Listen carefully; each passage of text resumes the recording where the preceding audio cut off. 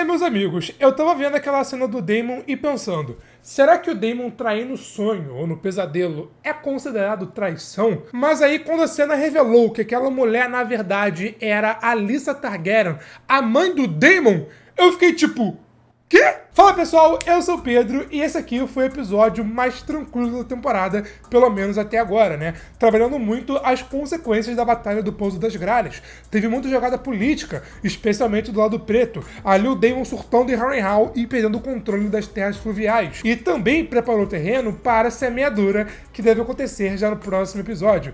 Mas até chegarmos nessa parte, temos muita coisa para conversar. Eu vou primeiro falar sobre o Arco dos Verdes, que é o que abre esse episódio, e depois eu falo sobre o lado preto, combinado? O episódio abre com duas coisas importantes. Primeiro mostrando a falta de comida em Porto Real, e as comidas que sobraram estão podres já e nem dá pra comer, o que causaria a revolta que veremos mais à frente, mas também que os verdes exibiram a cabeça da Meleys por Porto Real como se fosse um prêmio, aparentemente como ordem do Sir Criston Cole, para mostrar o que acontece com os rivais. Vamos lá, de um lado mostra o grande poder dos verdes, mas de outro também mostra a sua fraqueza. Os dragões podem ser derrotados. Ah, mas quem matou a Meleys foi a Vhagar, a maior dragão que é do lado verde. Mas ainda assim, a Meleys, uma dragão, morreu, foi derrotada.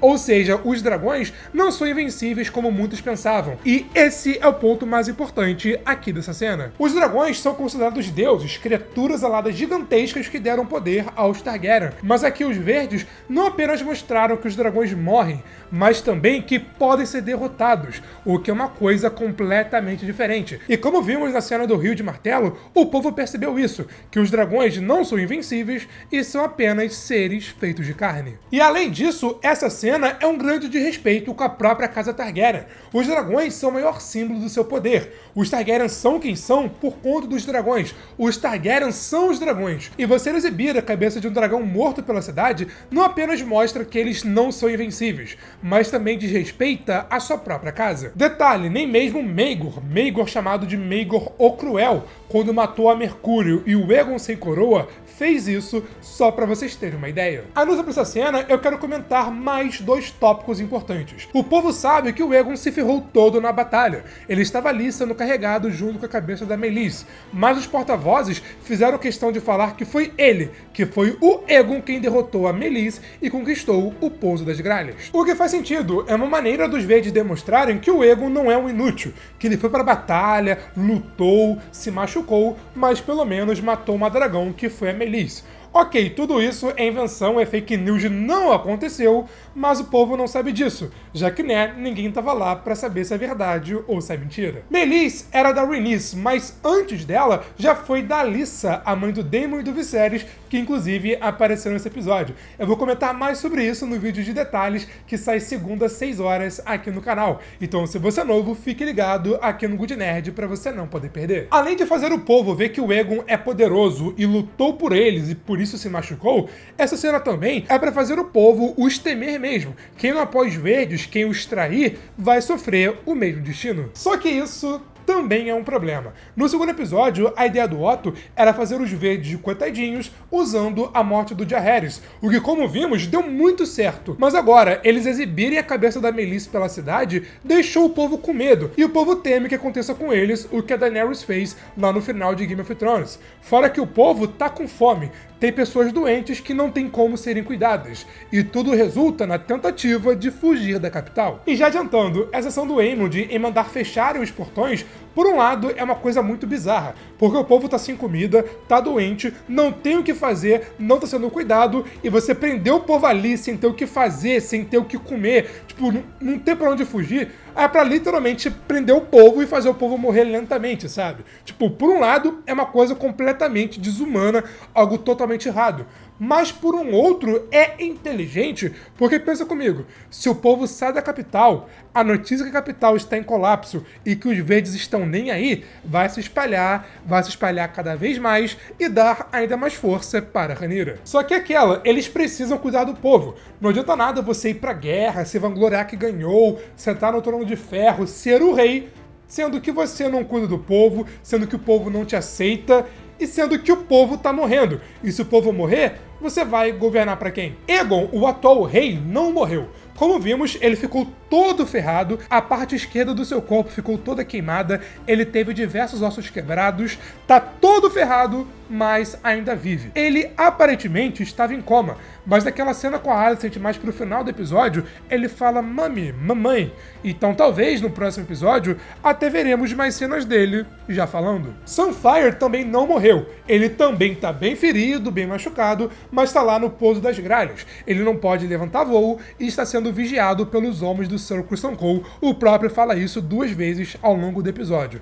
Só que, como vimos na cena final com a Rhaenyra acha que o Sunfire morreu. E a não ser que eles façam uma mudança enorme quando comparado ao livro matando o Sunfire, eles acharam que o Sunfire morreu, sendo que na verdade ele tá vivo, pode render uma boa estratégia para o lado verde. Deixando claro, isso não é spoiler, tá? Só tô falando que a série trabalhou essas 2 possibilidades. Os verdes, que já que estavam lá parece ser algo mais concreto, sabem que o Sunfire não morreu, mas tá bem machucado lá no pouso das gralhas. Mas aqui, será que a Rhaenyra realmente acha que o Sunfire morreu? Tipo, a notícia que se espalhou foi essa, ou os verdes propositalmente divulgaram para o povo, especialmente para Rhaenyra, que o Sunfire morreu para justamente enganá-la. Mas como Aegon está assim, sem nenhuma capacidade para governar, nem conseguindo ficar em pé e falar direito, o Aemond assume como príncipe regente e protetor do território, mas não sendo rei oficialmente. Ele vai agir como rei, mas não pode oficialmente ser chamado de rei. Pela conversa do Sir Criston Cole com a Alicent, fica implícito que a Alicent não saiba do que o Aemond fez, que o Aemond propositalmente atacou o Aegon. O Cole aparentemente sabe, afinal ele estava lá e viu a Vhagar jogando fogo no Sunfire. Nessa cena, ele também fala que ele, Gwenny, Aemond e seus homens conquistaram o pouso das gralhas. No livro, eles até falam que eles colocaram a cabeça do Lord Stalton empalada sobre o velho portão, mas aqui na série, como não vimos, eu não acho que isso também aconteceu. Mas o importante é, eles têm total domínio sobre as terras da coroa que cercam a capital. Aemond virou soberano. Todos no conselho, inclusive a mão, concordaram com isso, menos a rainha viúva. E nessa cena, os 2 lados tinham realmente pontos muito bons. Alicent é 1000 vezes mais preparada para governar do que o Aemond é atualmente, até considerando as suas falhas. Ela aprendeu muito com seu pai e tem muita experiência governando. Mas se por um outro lado, os verdes estão usurpando o trono com a justificativa que o rei tem que ser um homem e não uma mulher, não faz nenhum sentido Alicent assumir, porque se for assim, é só ir lá em Pedra do Dragão e chamar a rainha legítima, que é a Rhaenyra. Então, colocar o Aemond como rei, ou melhor dizendo, príncipe regente protetor do território, não apenas mantém a precedência que fez o Aegon virar rei, como teria como soberano alguém temido com a maior e mais experiente dragão viva. Só que a voz que confirmou isso, a voz que bateu o martelo, bum, tem que ser o Aemond, veio do Sir Criston Cole. Reparem, o Larys Strong falou, concordou que o Aemond tem que ser rei, que não tem como ser a Alicent, mas ele propositalmente jogou a decisão final para o Sir Criston Cole, o fazendo se virar contra a Alicent, como veremos mais à frente, causando uma briga entre eles que pensa pelo lado bom. Agora, com os 2 brigados, não teremos mais cenas de sexo entre os 2. Vamos lá, como eu vinha comentando nos últimos vídeos, o Larys Strong é a maior cobra da Fortaleza Vermelha. Quando ele percebeu que a Alicent estava ali, tendo um casinho com o Sir Criston Cole, na hora ele foi lá e foi pro Aegon. Conversou com o Aegon, depois botou na cabeça dele que a sua mãe e seu irmão estão contra ele, sendo que era mentira.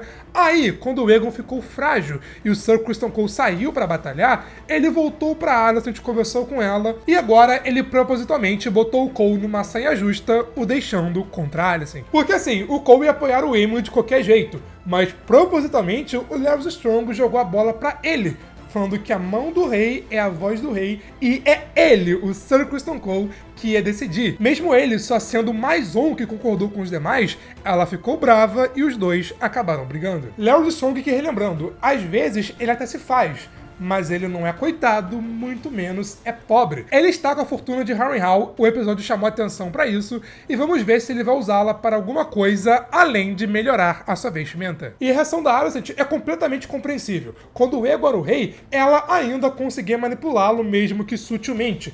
Mas agora, sem seu pai, sem voz no conselho, sem um Aegon, e sabendo o que o Aemond é e que ele não vai ouvi-la, ela está basicamente isolada. Com o Otto indo embora, os seus únicos aliados eram o Cole e, às vezes, o Larys Strong.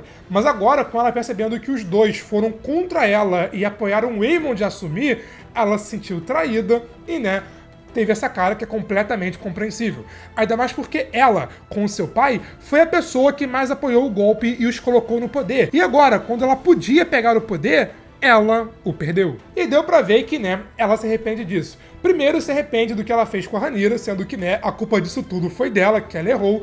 E também se arrepende da forma como ela tratou o Aegon. Ela sabe que o Aegon está desse jeito, também é culpa dela, já que mesmo estando certa, tá naquela conversa mais uma vez, ela não errou em nada do que disse, o estopim pro Aegon pegar o Sunfire e ir pra batalha foi justamente a briga dos dois. Eu tô bem curioso pra saber o que eles vão fazer com a Alicent. Ela agora, sem o Aegon, sem o pai, com Aemond claramente não conseguindo ser manipulável, vamos ver o que eles vão fazer com ela. Aquela cena da Alicent ali, chocada porque foi traída, foi importante, foi uma baita cena, mas o diálogo no fundo também foi muito importante. Os verdes vão mandar uma mensagem para o Oscar Tully, pedindo apoio para eles, e também pedindo para os Tully acabarem com o conflito entre os Bracken e os Blackwood. Aemond deu um esporro no Larry Strong porque ele perdeu o Harrenhal e não tá nem aí. O Tywin vai dar ordens para o Jason Lannister aproveitar o caos nas terras fluviais para confrontar Correrio e o Daemon. O Aemond mandou retirar os caça-ratos e ainda mandou fecharem os portões da cidade. Acredito que agora que a água bateu na bunda, os verdes farão alguma coisa para acabar com o bloqueio da goela, já que, né, quanto mais tempo ele continuar, mais a capital ficará enfraquecida e mais o povo vai morrer, vai ficar revoltado, vai parar de apoiá-los. É interessante que o Aemond, ele carrega a daga do Conquistador, que ele roubou do seu irmão. Ele é príncipe regente, mas ainda não se sentou no trono. No meio da tempestade, ou melhor, enquanto ela rola, ele preferiu ficar ali apenas admirando o Trono de Ferro, percebendo que ele chegou onde tanto queria chegar, mesmo que sendo o príncipe regente. Mas o mais interessante é a presença da Helaena ali naquela cena. Ela sabe do que o Aemond fez, ela não é boba, ela pode não saber detalhes, mas ela sabe que o Aemond atacou o irmão para conseguir assumir o trono. Ela viu o Aegon sendo carregado e ficou triste em ver o marido assim, e mesmo ela sabendo quem o Aemond é, ela não aprova o que ele fez. Então a Helaena é mais uma pessoa contra o Aemond. A Alicent com certeza tá contra ele. O Aegon, assim que acordar, deve contar o que o Aemond fez. Mas a Helaena, a sua doce irmã, a sua irmã mais nova, também tá contra ele e sabe do que ele fez. E essa cena não deve ter sido por acaso. E é interessante a Helaena aqui na história, né? Nesse momento do livro, ela tem depressão profunda e nem aparece mais em quase que nenhum momento. Mas aqui na série não, ela aparece. Aparece pouco, mas aparece pontualmente, apareceu aqui pro Aemond, e talvez a relação dela com o Aemond ou dela com o Aegon deve ser trabalhada ao longo dos próximos episódios. E pelo visto, meus amigos, essa teoria estava errada. O fato do Aemond ser príncipe regente já é conhecido ao redor de Westeros. Os pretos sabem e o Daemon lá em Harrenhal também já sabe. E falando no Daemon, vamos comentar sobre o arco dele a partir de agora. Primeiro vimos, ou melhor, não vimos, mas ficamos sabendo que ele queimou meia dúzia de Bracken que não queria apoiá-lo. Assim, eu queria ter visto o Daemon falando Dracarys e o Caraxes e o Shu, cuspir fogo? Queria, mas enfim, o importante da cena é: o Daemon percebeu que mesmo a casa Bracken sendo uma casa rival dos Blackwood, ter homens loucos por batalha pode ser uma coisa boa ao seu favor. Mas a maneira que os Blackwood conseguiram ter os Bracken destruindo tudo e também atacando crianças inocentes, isso só causou uma revolta ainda maior e na verdade piorou a situação. E naquela cena dele quebrando a madeira, a gente até ouve uns gritos. Aparentemente, os gritos que Alice Rivers descreveu logo depois. Agora o Daemon tá ferrado, porque Harrenhal tá caindo aos pedaços, ao ponto do próprio Daemon ter que ir lá e ajudar na obra, fora que também tá sem dinheiro para suprir as necessidades, e 2, o que ele vai fazer contra os Blackwood? O Daemon tem duas opções. Uma, se unir a William Blackwood, ir lá e retalhar os Bracken, ainda mais pela ofensa que eles fizeram com ele, e assim ser temido, logo respeitado, ou tentar uma paz entre as duas casas, o que pelo visto é bem improvável. Mas ainda sobre ele, vimos que os seus sonhos bizarros ainda não pararam, porque além da Lyanna Velaryon aparecer ali pra ele e tal, tá cuidando das nossas filhas, que de fato ele tá basicamente as ignorando, ele sonhou que estava transando com a sua mãe, Alyssa Targaryen. O Daemon não é fiel, nem nos livros ele é assim, mas considerando que foi um sonho, ou melhor, um pesadelo, não dá pra considerar que ele traiu a Rhaenyra tecnicamente. Só que o editor do episódio, ele foi safado. Ele botou a cena da Rhaenyra e logo depois a cena do Daemon, teoricamente, traindo a Rhaenyra. Só que, além desse lance bizarro, porque assim, você transar com a sua mãe é um pouco demais até pros Targaryen, tipo, É demais, tá? Parou. Mas além disso, é mais um momento onde vimos os fantasmas de Harrenhal colocando na cabeça do Daemon que ele foi feito para a coroa, que ele é digno da coroa. E vimos que funcionou. Porque agora, mesmo ele precisando desesperadamente, ele se recusou a pedir ajuda financeira para Rhaenyra. E como ele disse para Alice Rivers nessa cena, o plano dele é conseguir bastante apoio nas terras fluviais para conquistar Porto Real, para aí sim, depois que ele conquistar o trono e assumir como rei, ele vai contar para Rhaenyra e a Rhaenyra, se quiser, pode se unir ao seu lado, com ela não sendo a rainha e ele o rei consorte, para os dois governarem juntos como rei e como rainha. Ele até falou naquela briga com a Rhaenyra anteriormente que ele estava lá fazendo tudo isso para ela, para conquistar o trono para a Rhaenyra. Mas convenhamos, como tá bem claro a partir de agora, o Daemon não quer fazer isso pela Rhaenyra, quer fazer isso por si mesmo, para ele conquistar o que sempre quis e o que ele se achava digno. Mas aqui, vamos pensar, se o Daemon consegue o que ele quer, ele e a Rhaenyra chegam em Porto Real, tomam um trono e agora é rei e rainha Daemon e Rhaenyra. Será que o Daemon vai deixar a Rhaenyra governar como soberana e ele vai aceitar como rei consorte? Será que ele vai aceitar ver a Rhaenyra sentada no trono de ferro, usando a coroa e não vai falar nada? Afinal, ela é digna do trono, ela é digna da coroa. Será que durante o conselho ele vai aceitar o que a Rhaenyra falar, porque ela é soberana e ela tem mais voz sobre ele, ou será que ele vai rebater? Então assim, quando ele fala que ele quer governar junto com a Rhaenyra, dá pra entender, ele quer ser rei, ele quer ser chamado de rei, não rei consorte, apenas rei.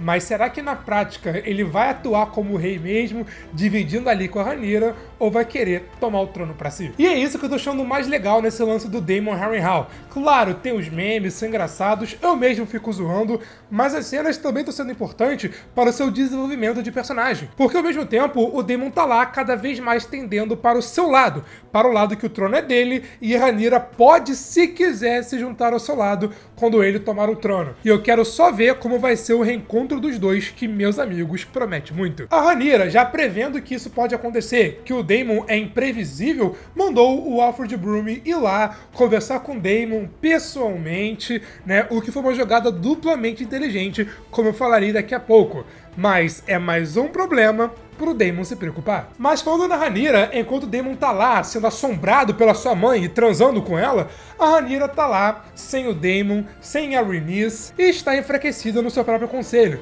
porque mesmo ela sendo a rainha, a soberana, no conselho parece que ela tem menos voz do que os demais. Pelo menos agora, após o terceiro episódio, ela pelo menos está com uma outra postura, uma postura menos na defensiva. Ela quer pegar Ser Rex e agir, ela quer ir pra guerra, quer conquistar, quer fazer isso, quer fazer aquilo, mas como os próprios membros do conselho falam, e como o Jace falou anteriormente, ela não pode fazer isso, ela é a coroa. Imagina se acontece o mesmo que aconteceu com Aegon aqui com a Rhaenyra. O Jace não tem força, nem é conhecido ao ponto de sustentar uma reivindicação por conta própria, diferente lá do Aemond. E aí que entra a importância da Mysaria. Se os verdes têm ali o Larys Strong como mestre dos sussurros, os pretos têm a Mysaria, que parando pra pensar, é até mais importante ali na capital do que atualmente é o Larys Strong. E a Mysaria está certa, as pessoas viram o que o Cole fez, mas viram isso como um mau presságio. A capital está um caos, e é questão de tempo pra ela implodir. Já que diretamente a Rhaenyra nem pode, nem deve ir pra guerra, pegar essa Rex e queimar tudo propriamente dito, a Mysaria deu a ideia delas usarem a Elinda. Elinda que é a companheira, meio que a dama de companhia da Rhaenyra, que foi pra Porto Real e lá vimos se encontrando com a Diana. Diana, que pra quem não lembra, foi aquela criada que foi abusada pelo Aegon, tomou o chá de lua e foi demitido. E a vimos trabalhando lá no bar no terceiro episódio. Agora o mistério é, qual é o plano da Mysaria? Eu inicialmente pensei que ela estava lá para buscar as sementes de dragão, mas como essa cena aconteceu antes daquela conversa da Rhaenyra com Jace, onde eles tiveram essa ideia, eu não acho que seja o caso. Então, como ela provavelmente não estava lá para pegar a semente de dragão, será que ela não foi para a capital mais para agir como espiã? Para perguntar para Diana como tá a situação, o que o povo tá dizendo, o que o povo tá pensando, para dar para Rhaenyra uma visão de como tá a capital e de como ela pode agir? Enquanto a Rhaenyra estava ali conversando com a Mysaria, o Jace pegou o Vermax e foi até as Gêmeas, a sede da Casa Frey, para pegar o apoio deles e garantir uma passagem segura e rápida para o exército de Cregan Stark, para no caminho eles pegarem o exército Lannister antes que eles cheguem em Correrio, a sede da Casa Tully. E essa cena foi boa por alguns motivos. Primeiro, mostra que o Jace, ele quer agir. Ele não quer ficar apenas ali parado, dando ordens, fazendo isso, fazendo aquilo, não. Ele quer pegar o Vermax e ser útil de alguma forma, fazer alguma coisa, sabe? Fora que ele é inteligente. Ele sabe negociar, sabe agir sabiamente, sabe formar alianças, e a jogada dele foi muito boa. Dar aos Frey Harrenhal, em troca não apenas de uma passagem, mas de apoio na guerra, é muito inteligente. Porque agora que o acordo foi firmado, os Frey devem mandar homens para auxiliar o Cregan Stark quando ele estiver passando. Se de um lado o noivo tem peito para ir nas Gêmeas conquistar o apoio, fazendo tudo isso sem a sua mãe, sem a rainha saber, de outro, a noiva, a Bella, também tem peito para jogar na cara do Corlys Velaryon, que não adianta nada ele ficar ali lamentando a morte da esposa, não adianta nada ele tentar fugir. Não era isso que a Rhaenys iria querer. Assim como a Rhaenyra também foi inteligente em saber a grande importância do Corlys Velaryon. O Corlys não tem apenas a maior e mais poderosa frota naval de Westeros, mas também é extremamente inteligente e experiente, e tê-lo ali como mão do rei é a melhor decisão possível. E pela cara dele, eu acredito que ele vai aceitar. E outro detalhe que eu quero chamar a atenção nessa cena é que atualmente o Corlys Velaryon está sem herdeiro. O Luke morreu, a Rhaenyra tá lá no vale, esquece, e a Bella recusou com razão. Então, além dele, provavelmente,